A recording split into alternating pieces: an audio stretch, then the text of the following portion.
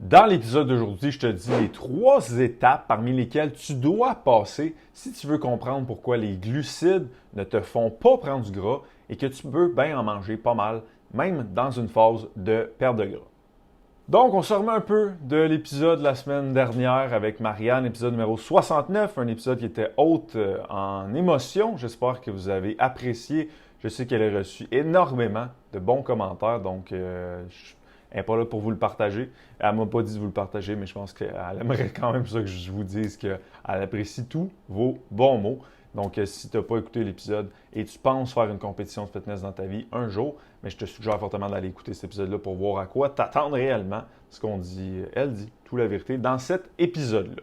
Maintenant, si on retourne à cet épisode-ci, où ce qu'on va parler des glucides, et oui, encore des glucides, parce que je sais que c'est encore d'actualité, les glucides et la perte de gras.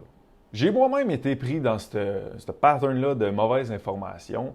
Quand j'étais plus jeune, mettons, je pense que j'avais comme 17-18 ans, puis là, ben, je trouvais que j'étais trop gras. Là, je me disais, c'est à cause des carbs, je mange trop de carbs. Puis les raisons pourquoi ça m'amenait à cette conclusion-là, la numéro 1, c'était que je consommais de la mauvaise information, donc c'était du contenu qui était purement anecdotique et pas scientifique. Donc, souvent, c'est juste comme, ben regarde, c'est à cause des carbs, check, moi je suis gras puis je mange bien les carbs. Fait que, c'était peut-être pas dit de même, là, on s'entend que le contenu était de meilleure qualité que ça, mais quand même, c'était du contenu qui était trop pas backé par la science. Donc, moi, je me faisais à craindre que, c'est à cause des carbs, c'est à cause de l'insuline, parfait. Et l'autre affaire aussi que je faisais de pas optimal dans ce temps-là, pour en venir à cette conclusion-là, c'est que je traquais pas mes calories, je traquais pas mes steps, je traquais pas mes calories de cardio, mettons, en activité. Fait que je me demande comment je peux en venir à la conclusion que, ben oui, c'est à cause des carbs, le cavalier. C'est pas parce que tu manges trop. Ben non! C'est pas parce que tu manges trop. C'est pas de ta faute. C'est de la faute de ton insuline. Donc, tu sais, on s'entend aujourd'hui, je réalise ça, puis je suis comme, c'est juste parce que je mangeais trop, puis je bougeais pas assez. Et là, ben, je prenais du gras. Puis ça donnait que dans ma diète, mettons, j'avais beaucoup de carbs.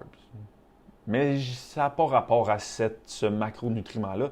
Ça a juste rapport au fait que je mangeais trop, point final, ou je mangeais peut-être comme pas tant que ça, mais je bougeais fuck all. Fait que c'est un ou l'autre ou les deux en même temps, souvent quand quelqu'un prend du gras. Donc aujourd'hui, mon objectif avec le podcast, pour toi qui écoutes ça, je ne sais pas trop où, c'est que tu passes par les mêmes 3 étapes que j'ai passées pour réaliser que, finalement, ça change sweet fuck all, les glucides. Pour une perte de gras, je peux en consommer beaucoup, même si je suis en perte de gras, puis c'est pas parce que je vais manger plein de patates que je vais perdre encore là du gras. Donc, vraiment, les 3 étapes parmi lesquelles j'ai passé pour y arriver. Pour ceux qui ne me connaissent pas, mon nom c'est Hugo Le Cavalier. Je suis fondateur d'HL Performance, une compagnie de coaching sur la Rive-Nord de Montréal qui aide les gens à prendre la masse musculaire et à devenir forts. Notre mission chez HL, c'est d'offrir la meilleure expérience client pour que les clients aient de vrais résultats sans se sentir comme des goddamn numéros. Et ça, j'ai entendu ça. Vous avez sûrement, si vous avez écouté le podcast Nicolas de la semaine passée, j'ai entendu Marianne dire qu'à l'hôpital, elle se sentait comme un numéro. Et ça me frustre. À chaque fois que j'entends ça, ça me frustre. Parce que chez HL, vu que c'est un podcast, pas un podcast sur l'entraînement, je ne le dis pas, mais il y a aussi ce que je veux pas que le staff chez HL se sente comme des numéros. C'est comme notre mission est plus broad, plus wide que juste les clients. Je veux pas qu'ils se sentent comme des numéros. Comme n'importe qui est autour d'HL, je veux pas qu'ils se sentent comme des numéros. Fait que quand elle a dit ça dans le podcast la semaine passée, j'étais comme that's why qu'on existe chez HL. Étape numéro 1 pour en venir à comprendre que les glucides, ça ne change rien pour ta perte de gras réellement, c'est de se rendre compte que le modèle de l'insuline, dans la littérature, il n'est pas vraiment supporté.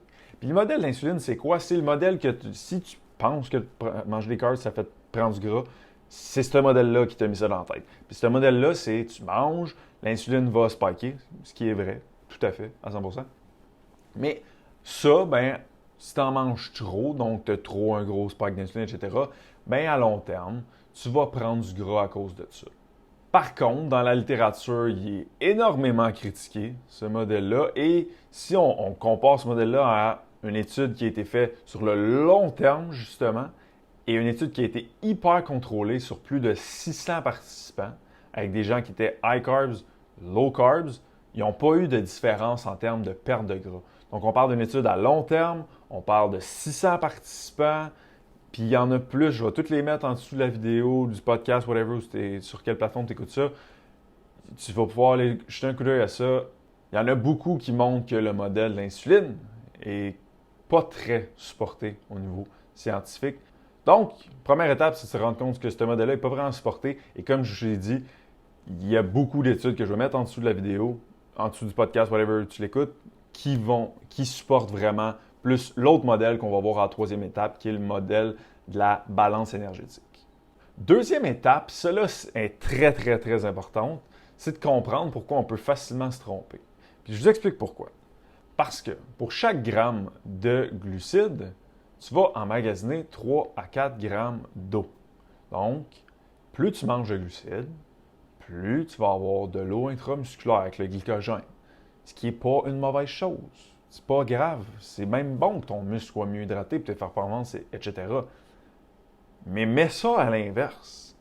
Moins tu manges de carbs, moins tu as de glycogène musculaire parce que first, tu perds dans un workout normal à peu près 30% de tes réserves de glycogène musculaire. Puis quand tu dors, tu perds tes réserves de glycogène dans ton foie pour régulariser ton sucre sanguin la nuit.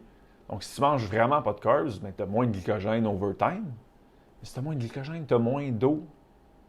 Tu retiens moins d'eau. Mais ça pèse de quoi, ça, de l'eau? Donc, sur la balance, on pourrait dire « Yes, sir, j'ai perdu du gras. Regarde-moi ça, j'ai perdu 10 livres en semaine. » Mais tu veux perdre du poids ou tu veux perdre du gras? Parce que c'est deux choses complètement différentes. Tu veux perdre du poids, arrête de manger des protéines. Tu vas perdre toute ta crise de masse musculaire. Ça va être cool au bout. Tu vas looker flat, flat, flat. Tes performances vont être mauvaises, mauvaises. Mais c'est quoi tu veux? Tu veux perdre du poids ou tu veux perdre du gras? Tu veux perdre du gras. Mais c'est là où on peut être un peu fucked avec les carbs. C'est vrai que ça ferait perdre plus de poids que si j'étais plus high carbs. Mais je m'en sac. Je veux pas perdre du poids, je veux perdre du gras. C'est ça que je veux perdre. Parce que si je perds du poids puis je suis vraiment low carbs, un, je vais looker flat, flat, flat. Deux, les performances vont pas être bonnes dans le gym.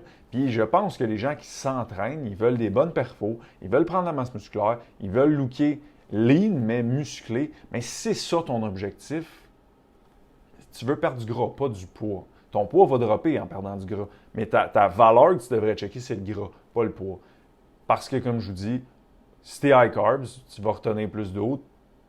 Puis si tu es low carbs, tu vas retenir moins d'eau. Fait que veux pas, ton poids va peut-être un peu plus bas si tu es low carbs. Puis c'est pas grave parce que ce qu'on veut regarder, c'est le gras. Et le titre du podcast c'était les carbs par rapport à perdre du gras. Donc, celle-là est très importante parce que dès que tu te rends compte de ça, tu te rends compte aussi pourquoi, même moi, je croyais avant, check, hein, mon poids descend plus vite quand je suis low carbs, mais c'est pas juste c'est pas parce que magiquement, mettons, en ce moment, mon insuline est plus basse, puis là, le gras, il est. Oh, le gras est utilisé comme source d'énergie, puis tout est parfait. C'est pas ça. C'est vraiment plus au niveau de la rétention d'eau.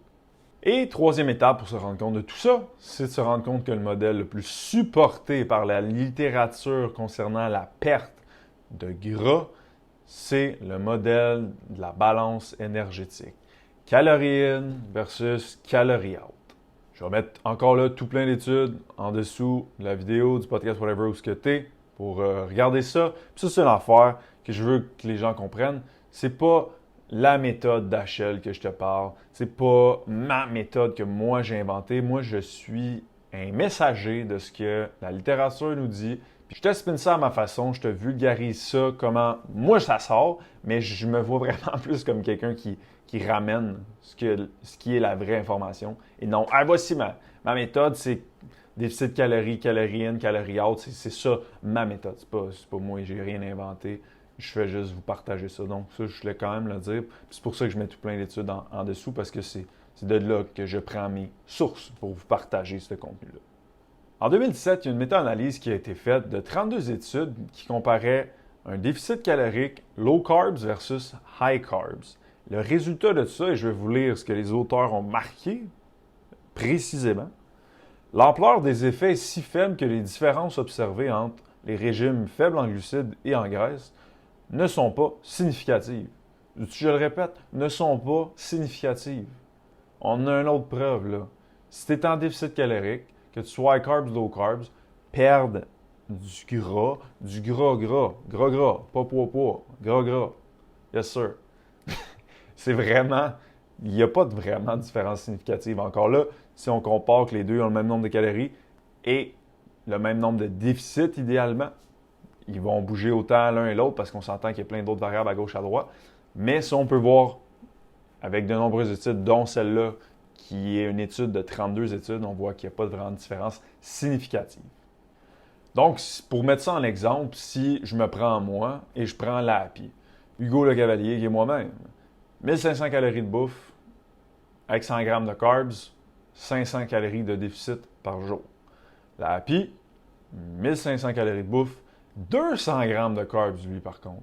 Donc, on a descendu ses gras. Lui, il est plus low fat, high carbs. Moi, je suis plus high fat, low carbs. Puis lui aussi, un déficit de 500 calories.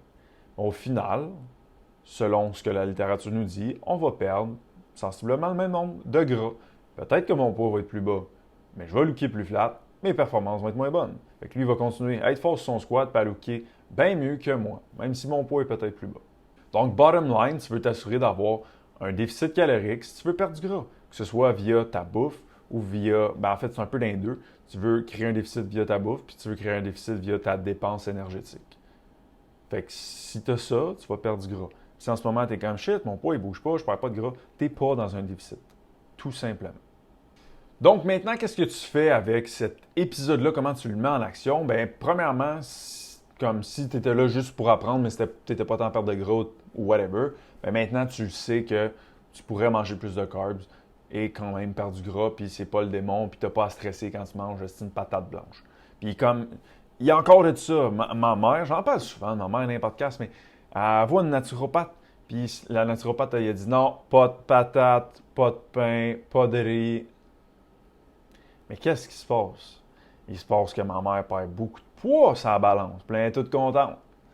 Mais c'est pas nécessairement du gras. Puis encore une fois, on veut perdre du gras, pas nécessairement de l'eau intramusculaire et avoir des muscles complètement déshydratés qui ne fonctionnent pas optimalement. Deuxièmement, si tu rentres plus dans la deuxième catégorie où ce que présentement tu prends du poids ou tu perds pas de poids, puis tu as un peu ce pattern-là de dire ah, c'est parce que je mange trop de glucides, c'est les glucides, etc. Je t'invite de te le prouver à toi-même. C'est souvent ça. Il faut le faire nous-mêmes pour s'en rendre compte. Fait que je t'invite à rentrer tout ce que tu manges dans une application présentement, calculer tes steps, calculer tes calories d'activité. Fait que quand tu fais des marches, quand tu joues au deck, whatever it is, c'est quoi tes sports, calcule tout ça et réduis tes calories dans ta bouffe, mais seulement au niveau des gras. Fait que tu gardes tes protéines à 1 gramme par livre de poids de corps, laisse tes glucides exactement où ils sont présentement quand tu es dans ta zone de « Hey, je perds pas de poids » ou « J'en prends ». Puis, un moment donné, tu vas pogner check ton poids, check ton pourcentage de gras. Si ça n'a pas bougé, tu n'es pas encore en déficit, drop encore ça, drop encore tes gras ou augmente ta dépense énergétique. Un moment donné, tu vas pogner ton déficit, tu vas réaliser que tu perds du gras en mangeant autant de fucking carbs que tu en mangeais quand tu étais comme « Maudit, je prends du poids, puis c'est à cause des goddamn carbs ». Puis c'est de même, tu vas te le prouver à toi-même, puis tu vas arrêter de stresser avec ça. Tu vas pouvoir enjoy un peu plus la vie, même en cut, en mangeant des goddamn carbs. Donc, si je recap les 3 étapes à passer pour comprendre tout ça, c'est first, comprendre que le modèle de l'insuline est très peu supporté dans la littérature. Numéro 2, c'est de comprendre où on peut se tromper facilement à cause qu'un gramme de glycogène amène de l'eau, plus grosse rétention d'eau. Si tu en as moins, tu as moins d'eau, le poids, etc. Et la troisième étape pour se rendre compte que les carbs, c'est bien correct, c'est se rendre compte que le modèle le plus supporté, point de vue perte de gras, c'est le modèle de la balance énergétique, donc calories in versus calories out. Si tu veux perdre du gras, tu as besoin d'un déficit calorique. Petit bonus qui pourrait en intéresser quelques-uns, quelques-unes. J'ai parlé d'une application tantôt, si vous voulez rentrer vos trucs. Une application qu'on adore utiliser chez HL, c'est Chronometer, fait que comme un chrono dans le gym, comme ton prof d'éduc, qui avait tout le temps ça dans le cou, dans le temps. Ça, chrono, meter comme mètre, mais en français, en anglais, excusez, l'autre bord. Chronometer, une application où tu peux rentrer tout ce que tu manges, mais ce qu'on aime vraiment, c'est que ça te donne toutes tes vitamines, tes minéraux, puis ton nombre de fibres. Donc, tu peux te checker est-ce que tu es en carence de certains vitamines, minéraux, fibres dans ton alimentation, ou est-ce que justement tu devrais peut-être manger plus de légumes, plus de fruits, aller chercher de multivitamines, aller chercher différents types d'aliments pour aller chercher plus de fibres, whatever. Donc, je trouve que c'est une belle application, point de vue tracker tes trucs, mais aussi optimiser ta santé avec ça. Donc voilà ce qui termine cet épisode. J'espère que tu as appris quelques trucs et que maintenant tu es moins stressé quand tu vas manger des glucides. C'est mon souhait parce que c'est le fun de manger des carbs, on aime ça. Puis j'ai déjà passé exactement. Si tu étais stressé à manger des carbs, j'ai déjà été là à 100%. Donc j'espère que maintenant tu es pas mal moins stressé. Puis si tu l'as encore un peu, fais le test par toi-même et tu vas bien voir que ça te prend juste un déficit calorique pour perdre du gras. Comme à l'habitude, si tu as apprécié le contenu et tu veux mettre de la vraie information out there, que tu veux que plus de gens connaissent le podcast, la seule manière que tout ça arrive, un petit 5 étoiles, balado, un petit 5 étoiles, Spotify, bien simple, balado, c'est juste complètement en bas des épisodes et Spotify, c'est complètement en haut. Merci, vous êtes déjà plus de, je pense, comme 75-80 à l'avoir fait. Je vous remercie énormément et nous, on se voit la semaine prochaine. Et si ça fait un bout que je ne l'ai pas dit, n'oubliez pas de faire une One More Rep cette semaine, une action de plus, que ça aurait été bien correct que tu ne fasses pas, mais fais un step de plus cette semaine pour whatever qu'elle se fasse de ta vie. On se voit la semaine prochaine. Bye!